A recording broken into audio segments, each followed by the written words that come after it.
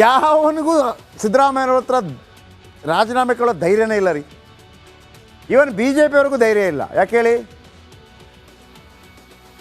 ಮಾಡಿದ್ದಾರೆ ಪಾಪ, ಹೈಕಮಾಂಡ್ ಹೇಳಿದೆ ಅಂತ. ಈಗ ಎಲ್ಲರೂ ಇಕ್ಕಟ್ಟಿಗೆ ಸಿಲುಕ್ತಾ ಇದ್ದಾರೆ. ಈ MB ಪಾಟೀಲ್ ಮೇಲೆ ಬಂತು ಈಗ ಪ್ರಾಸಿಕ್ಯೂಷನ್ಗೆ. ಕುಮಾರಸ್ವಾಮಿಗೆ ಆಗಿರುತ್ತೆ, ನಾನು ಯಾಕಪ್ಪ ಸಿಕ್ಕಾಕೊಂಡೆ ಇಲ್ಲಿ ಬಂದು ನನ್ನ ಬಿಡಕ್ಕೆ ಆ ಥರ ಬಂದಿದೆ. ಯಾಕೆ? ಸಿದ್ದರಾಮಯ್ಯ ರಾಜೀನಾಮೆ ಕೇಳೋ ಧೈರ್ಯ ಯಾರಿಗೂ ಇಲ್ಲ. ವೈ? ರಾಜೀನಾಮೆ ಕೊಡಿ ಅಂತ ಮಲ್ಲಿಕಾರ್ಜುನ ಖರ್ಗೆ ಅಂತ ಹಿರಿಯರು ಹೇಳೋಕ್ಕಾಗಲ್ಲ. ವೈ?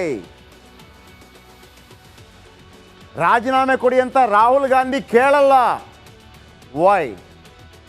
ರಾಹುಲ್ ಗಾಂಧಿ ಅಂತೂ ಮುಡಾ ಬಗ್ಗೆ ಮಾತೇ ಆಡಿಲ್ಲ. ಇದು ಸ್ವಲ್ಪ ನನಗೆ ಡೌಟ್ ಮೂಡಿಸ್ತಾ ಇದೆ, ಏನೋ ಇದೆ ಇಲ್ಲಿ. ಹಾಗಾಗಿ ಈ ಮುಡಾ ಸ್ಕ್ಯಾಮನ್ನು ತಮ್ಮಿಷ್ಟಕ್ಕೆ ಬಂದಂತೆ ಬಳಸ್ತಾ ಇದ್ದಾರೆ ಸಿದ್ದರಾಮಯ್ಯ. ಅಹಿಂದ ಹೋರಾಟದ ಅಸ್ತ್ರವಾಗಿ ಬಳಸಿಕೊಳ್ಳಲು ಸಿದ್ಧತೆಯನ್ನು ಮಾಡ್ಕೋತಾ ಇದ್ದಾರೆ. ಯಾಕೆ?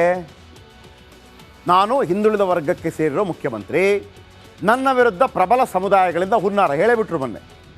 ನೋಡಿದ್ರ 2 ಸರಿ ನಾನು ಮುಖ್ಯಮಂತ್ರಿ ಆಗು ಹೊಟ್ಟೆ ಉರಿ, ಅವ್ರ ಸ್ಟೈಲ್ ಇದೆಯಲ್ಲ, ಹೊಟ್ಟೆ ಉರಿ.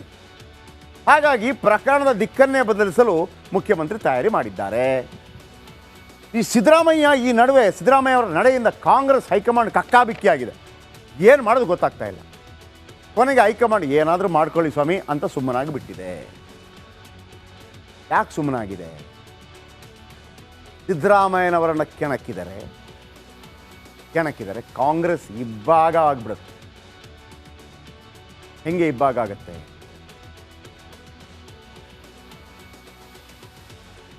ತಗೊಳ್ಳಿ, ಯಾಕೆ ಬರ್ತಿಲ್ಲ? ಮುಖ್ಯಮಂತ್ರಿ ಸ್ಥಾನದ ಮೇಲೆ ಕಣ್ಣಿಟ್ಟಿದ್ದಾರೆ DCM DK ಶಿವಕುಮಾರ್ ಅಲ್ವಾ?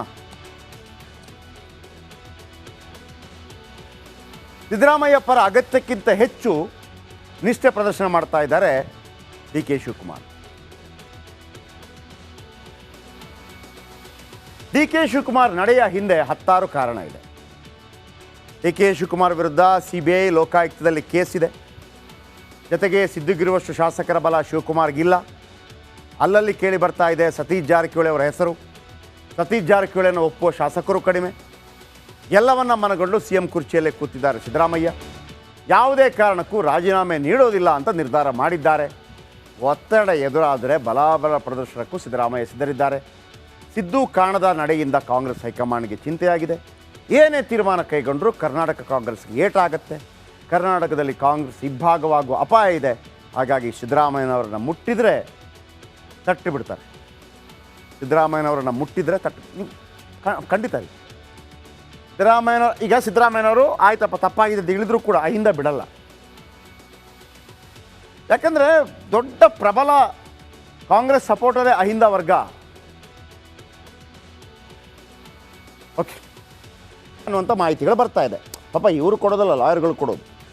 ಆದರೆ ಕೋರ್ಟ್ಗೆ ಹೆಂಗೆ ತಪ್ಪು ಮಾಹಿತಿ ಅಂದರೆ 2 ಪೇಜಿನ ಪತ್ರದ ಪೈಕಿ ಕೇವಲ ಫಸ್ಟ್ ಪೇಜ್ ಮಾತ್ರ ಕೊಟ್ಟಿದ್ದಾರೆ ಅಂತ.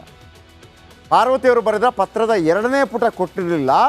ಈಗ ನಮಗೆ ಸಿಕ್ಕಿರುವಂಥ ದಾಖಲೆ ಇದೆಯಲ್ಲ, ಆ ಪುಟದಲ್ಲಿ ವೈಟ್ನರ್ ಹಚ್ಚಲಾಗಿದೆ. ಅದನ್ನು ಕೋರ್ಟು ಕೊಟ್ಟಿಲ್ಲ.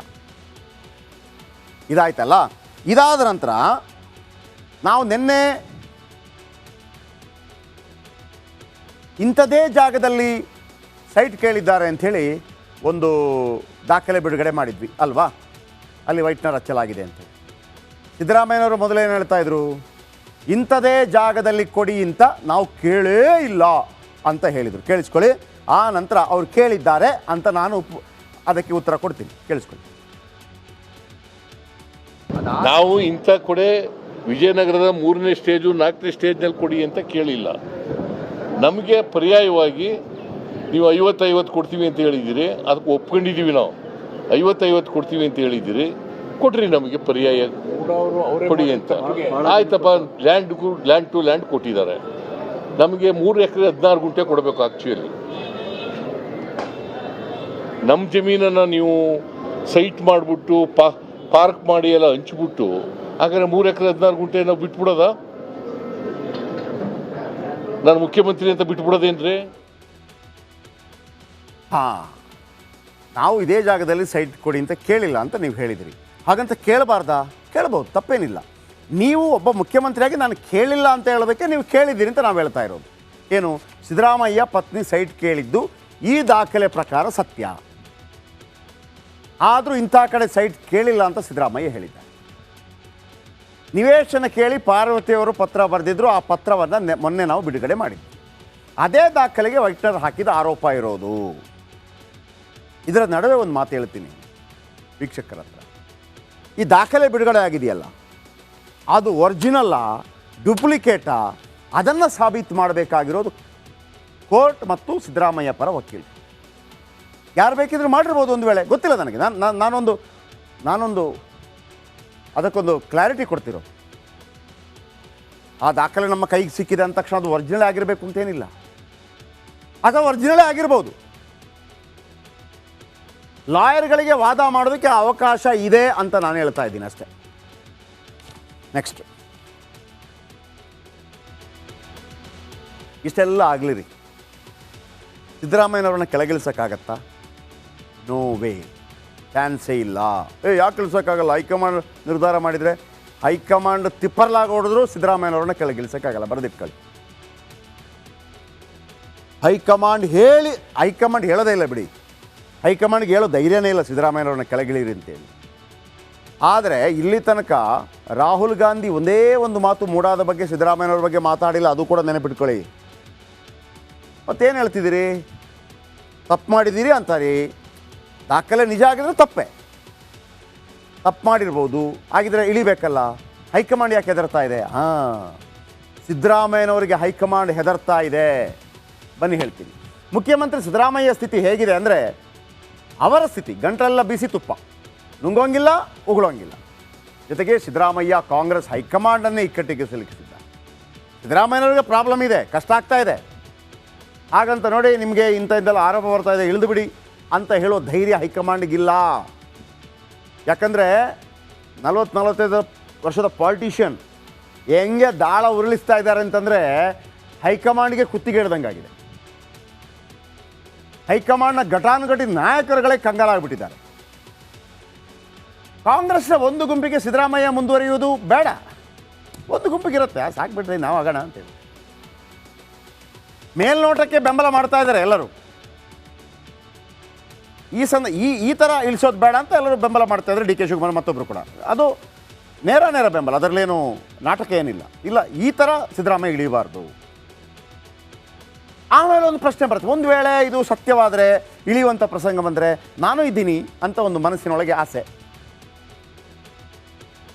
ಈ ನಡುವೆ ಹೈಕಮಾಂಡ್ ಮುಂದೇನು ಮಾಡಬೇಕು ಅಂತ ಗೊತ್ತೇ ಆಗ್ತಾ ಇಲ್ಲ ಹೈಕಮಾಂಡ್ಗೆ. ಯಾಕೆ ಹೈಕಮಾಂಡ್ ಒಂದು ಸ್ಪಷ್ಟ ಆದೇಶ ಕೊಡ್ತಾ ಇಲ್ಲ? ಯಾಕೆ ಇಷ್ಟೆಲ್ಲ ಆರೋಪಗಳು ಬಂದರೂ ಕೂಡ ರನ್ನ ಚಿನ್ನ ಮುನ್ನ ಅಂತೇಳಿ ಸಿದ್ದರಾಮಯ್ಯವ್ರನ್ನ ಏನು ಮುದ್ದು ಮಾಡ್ತಾ ಇದೆ? ಅದಕ್ಕೆ ಕೇಳೋದು, ಸಿದ್ದರಾಮಯ್ಯ ಓರ್ವ ಅಪೂರ್ವ ರಾಜಕಾರಣಿ. ಹೈಕಮಾಂಡ್ ಗೆದ್ದಿದ್ದಾರೆ ಸಿದ್ದರಾಮಯ್ಯ, ಹಾಗಾಗಿ ಗೆದ್ದರಾಮಯ್ಯ. ಹೇಳ್ತೀನಿ ಕೇಳಿ, ಇದು ಭಾಳ ಮಜಾ ಇದೆ, ಭಾಳ ಮಜಾ ಇದೆ.